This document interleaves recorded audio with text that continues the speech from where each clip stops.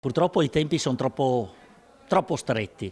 Noi avremmo preferito una discussione maggiore. Inizia con quella che ha tutta l'aria di essere una strigliata alla politica, la presentazione del position paper della Confartigianato del Veneto, che così vuole incidere sui temi della campagna elettorale: potenziamento delle infrastrutture, formazione, università, energia e sociale e una maggiore rappresentanza dei corpi intermedi. Da qui la prima proposta, ritenuta ineludibile. Un tavolo permanente delle categorie economiche e della regione per discutere delle esigenze è un modo per dire: bene, abbiamo con questa governance e quindi con quella di Luca Zaia abbiamo raggiunto una tappa.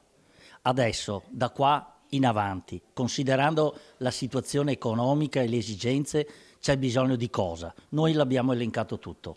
E questo elenco corrisponde a un salto. Un cambio di passo dunque, con le istituzioni regionali chiamate a fare di più. Ogni territorio ha le proprie specificità. Le specifiche padovane sono note, sono dalla viabilità del capoluogo alla viabilità però soprattutto della provincia, che non va dimenticata, che ha grosse difficoltà nelle infrastrutture. Sicuramente il tema della Valdastico è un tema che è trattato già da parecchi anni e noi continuiamo a spingere perché sarebbe uno sbocco importante per tutte quelle aziende che lavorano con il Nord Europa.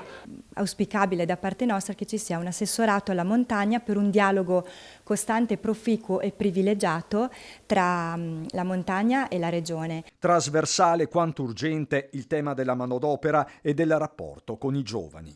Più attenzione alle scuole professionali e là sì 2 soldini in più, perché siamo decisamente sotto la media di investimenti che fa ad esempio Lombardia ed Emilia Romagna. Quindi investire nelle scuole professionali vuol dire formare delle figure che potrebbero essere a beneficio delle nostre imprese.